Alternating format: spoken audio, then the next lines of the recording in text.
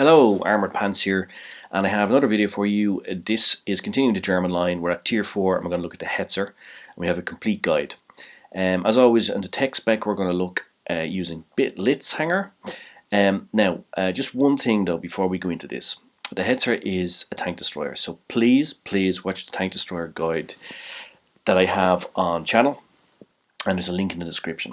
Why? Well, because the tank destroyer is completely different to the tanks you've played before, regardless of what line. And if you're choosing to go on the Hetzer, you're going to have a completely different play style.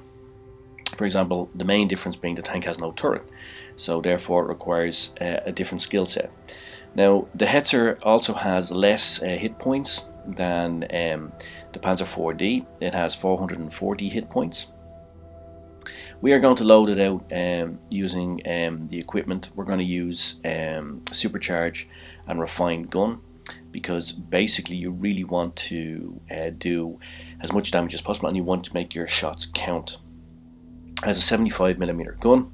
It has AP, APCR and HE. Quick recap on those. AP is your standard round.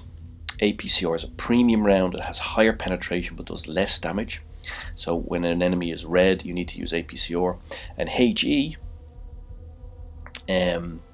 is high explosive. It has far less penetration but does far more damage. And because you have a 75mm gun on this, you will actually pen many things with HE. So be aware of the fact and have it loaded up. Also load up some APCR shells because you will need them if you're up tiered. Now, this is a fast tank. It has good top speed, 42 kilometers an hour, 11 kilometers backwards, and has very fast traverse. So even though it has no turret, it actually traverses as quick as many medium and heavy tanks. So if you are caught in a brawl, just be aware of that. It does traverse very quickly. The front of the tank has very strong armour, and it will bounce shots at you. However, the back and the sides of this tank are extremely vulnerable, so you need to be aware of that and protect yourself. And this is particularly important because you don't have a turret, so you will need to move the side of the tank when coming onto target. So be aware of that and be aware of where you are on the map. As you can see, front on against tier 3s and tier 4s, it's very difficult to pen. So if you keep the front of the tank facing the enemy, you will bounce shots and they will find it difficult to pen you. In terms of tactics, well, if you've watched the tank destroyer beginner's guide, you'll know that a TD is a support vehicle. So therefore, you should be doing long range sniping, or if you're moving, you should be moving behind your heavy tanks to support them.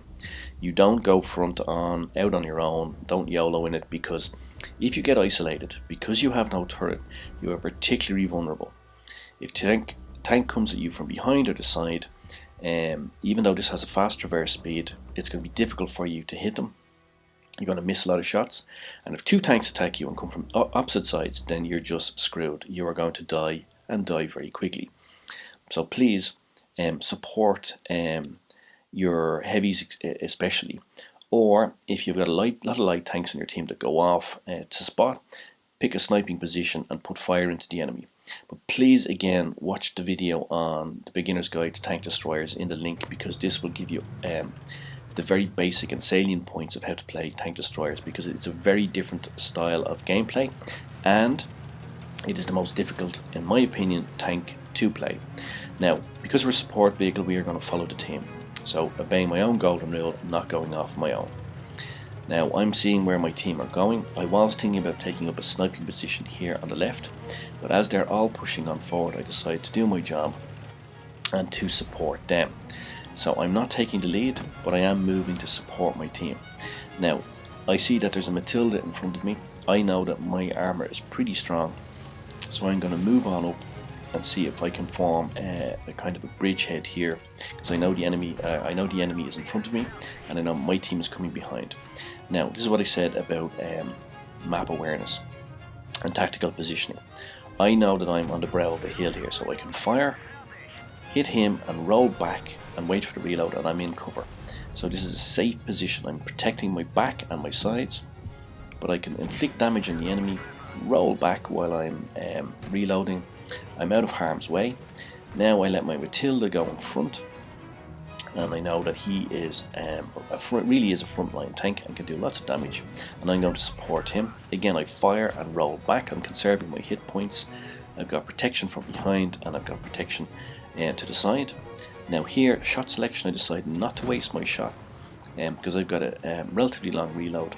I don't want to waste my shot, so I wait for a target, then bam, put in a nice alpha roll. I'm moving backwards again into cover. It took a little bit of damage, but well worth it. Now I'm just going to sit here using the rock to my right for protection. I know my allies are behind me protecting my back, and I'm just going to support my heavies.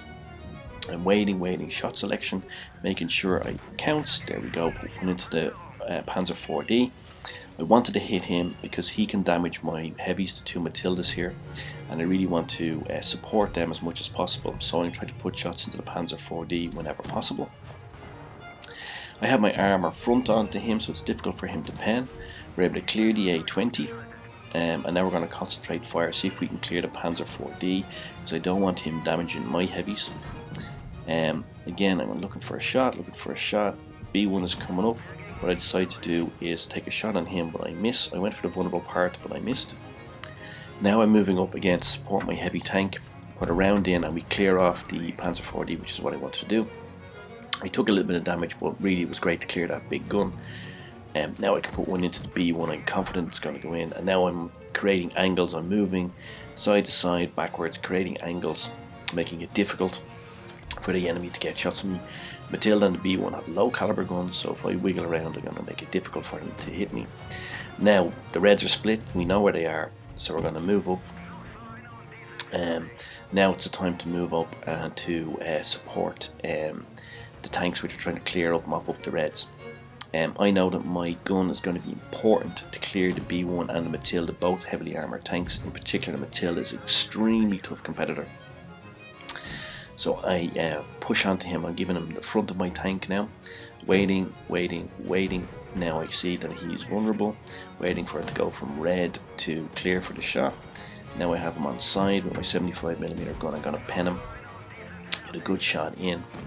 Now the other Matilda, my heavy is going behind, and now I'm going to clear him one into the bottom, and it's game over. And we cleared up really well. I got 4 kills and really supported my team. Now in this game, my Matildas played their heavy tank role very well. They formed a spearhead. They tried to punch through the enemy. And what I did was I watched what was going on, and I played a good TD role. I went and supported them in the spearhead, in their efforts to push through the enemy. So it may look like I went front line, but actually what I was doing was supporting my heavy tanks as they pushed forward. And for that I was rewarded with a mastery badge, which is always great. So we have mastery badge, got top gun and high caliber because we did the most damage, and got 4 kills. Got master gunner and sharpshooter too, again down to the fact that I was selecting my targets carefully, and a little bit of a carry there for me as well. Now, just to recap on the key points. So, TD is a support vehicle, so watch what your team does. You are not going to dictate play, you need to follow the play of your team. So do what I did there. I followed up my heavies and supported them. The Hetzer is fast, so you can get around the map. So you saw there, I was last to move, but I was able to actually catch up with my team and support them. It has great frontal armour. Keep that facing the Reds whenever possible. And protect your back and sides as I did there. Think about the tank positioning. So my shots on the Stuart, I was on the brow of that hill, roll back into safety after I fired. It has a really good gun, German gun, 75mm, but do make your shots count because you have a relatively long reload, and aiming is maiming, and it's more applicable in a TD than ever. You need to make your shots count, so be careful in your shot selection and make sure they go through. And if you are caught in a brawl, use that traverse speed. You will surprise the enemy with that because they won't be expecting it. Now next up in the series on the German TDs is the Stug 3. There will be a video on here about that. But please take your time and become proficient in this tank first. Make sure you're good with TDs before you move up. And this is extremely important now because you're playing a different tank type, one which is extremely difficult to get the skills in and different to what you've played before. Thanks for watching. Cheers, Mush. Hope you enjoyed it. Take care. See you now. Bye.